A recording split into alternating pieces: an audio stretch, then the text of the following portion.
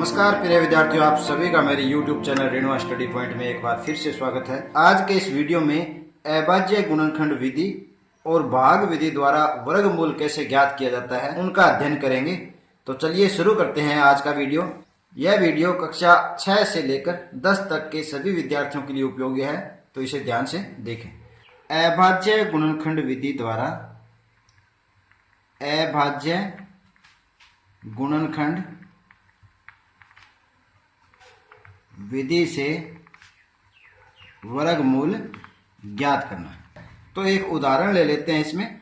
तो सबसे पहले उदाहरण, कोई भी एक उदाहरण इसे समझने के लिए लेते हैं। मान लेते हैं 7744 7744 का वर्गमूल निकालना है। और कौन सी विधि से निकालना है? अभाज्य गुणनखंड विधि से।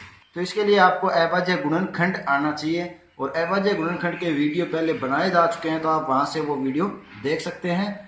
तो सबसे पहले अपने अभाज्य गुणनखंड करेंगे। और अभाज्य गुणनखंड करने के लिए क्या करना होता है कि जो भी संख्या है उसमें सिर्फ अभाज्य संख्याओं का ही भाग दिया जाएगा। जो भी संख्या है उसमें किसका भाग देना है? अभाज्य संख्याओं का ही। अभाज्य संख्याएं कौन सी होती है कि ऐसी संख्याएं जिसमें सिर्फ और सिर्फ उन्हीं संख्याओं का भाग जा सके, समय खुद का ही भाग जा सके, अन्य किसी संख्या का अगर उसमें भाग नहीं जाता तो वो क्या कहलाती है? अभाज्य संख्याएं हैं। तो सबसे पहले अपने भाग दे सकते हैं 2 से 3, 5, 7, 9, 11। इस तरह से ये सारी क्या है? अभाज्य संख्याएं हैं। सबसे पहले भाग 2 का देंगे, अगर जा रहा है तो ठीक है, वरना 3 का। फिर इसी तरह से आगे अगर भाग नहीं जाता तो अगली अभाज्य संख्या का भाग दिया जाता है। तो यहाँ पर देखिए इकाई अंक 4 है तो 2 का भाग जा रहा है, तो 2 से भाग देंगे। 2 का पहाड़ा पढ़ना है कि 7 से कम आए मान। 2 का पहाड़ा पढ़ा 3 बार तो कितना आया? 6। तो 4 बार पढ़ेंगे तो 8। जितने बार पहाड़ा पढ़ते हैं उसको यहाँ पे नीचे लिखना है। 2 3 6, 1 बच गए, कितने हो गए? 17। फिर 2 का पहाड़ा पढ़ेंगे 8 बार, 2 8 16, 1 बच गए, आगे हो गए 14। फिर 2 का पहाड़ा 7 बार, 14, 2 दूना 4। इस तरह से इसको करेंगे और यही प्रक्रिया बार बार दोहरानी है जब तक कि अंत में 1 नहीं आ जाए। फिर 2 से भाज्य है ये पद, तो फिर 2 से भाग देंगे। 2 एकम 2, 1 बच गया, 2 निमे 18, 2 तिये 6, 1 बचा 12 हो गए, 2 छिके 12। अब भी यहाँ पे सम संख्या है तो फिर 2 का भाग भी जाएगा। फिर 2 से भाग देंगे। 2 निमे 18, 1 बचे 13 हुए, 2 छिके 12, 1 बचे 16 हुए, 2 8 16। यहाँ 8 इकाई अंक फिर सम संख्या है तो 2 से फिर भाग जाएगा। 2 चौके 8, 1 बचे, 2 8 16 और 2 चौके 8। अभी भी इकाई अंक सम संख्या है, फिर 2 से भाग देना है आपको। 2 दूना 4, 2 चौके 8 और 2 दूना 4। अभी भी 2 का फिर भाग देंगे। 2 एकम 2, 2 दूना 4 और 2 एकम 2।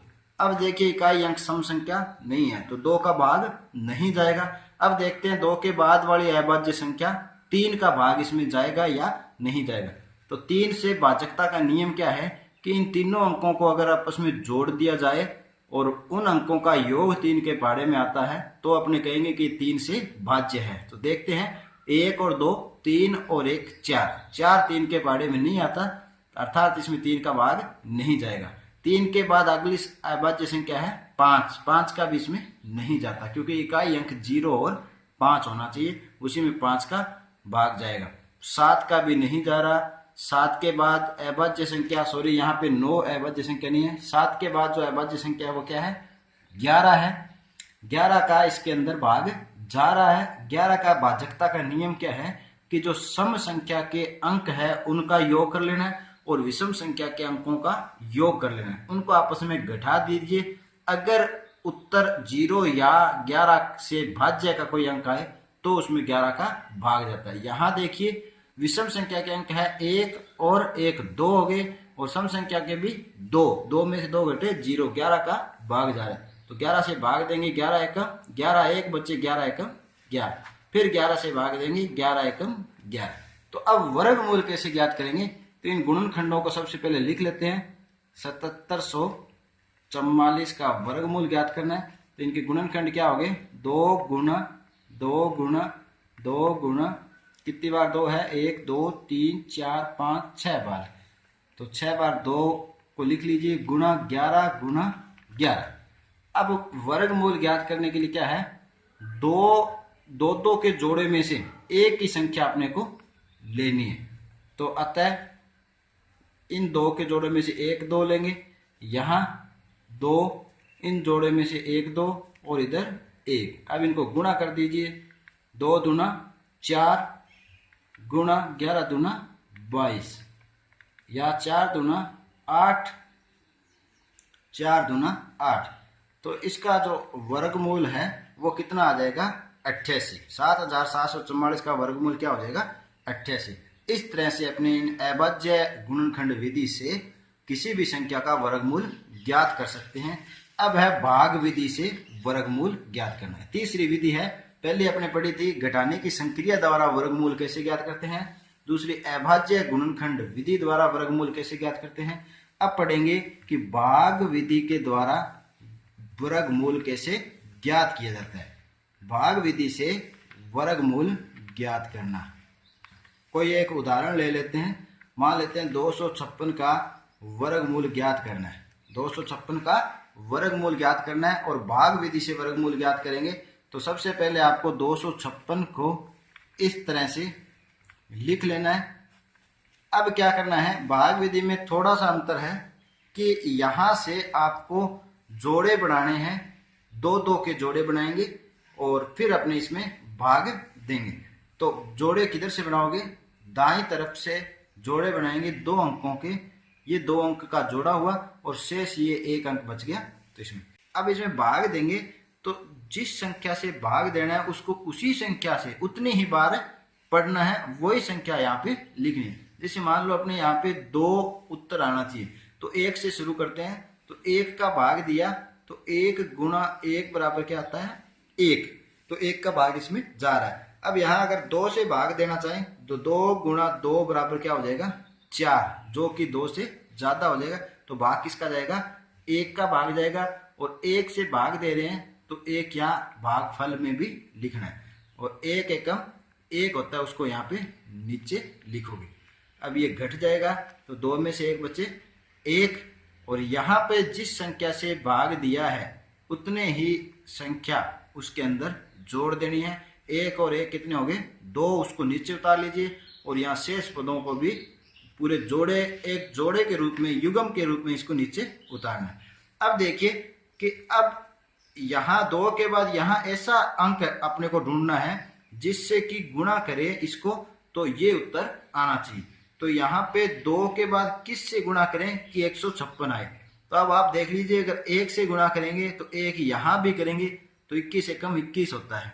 2 से करेंगे तो 2 दूना 4, 44 होगा। तो इसका अर्थ अपने को इकाई अंक 6 चाहिए।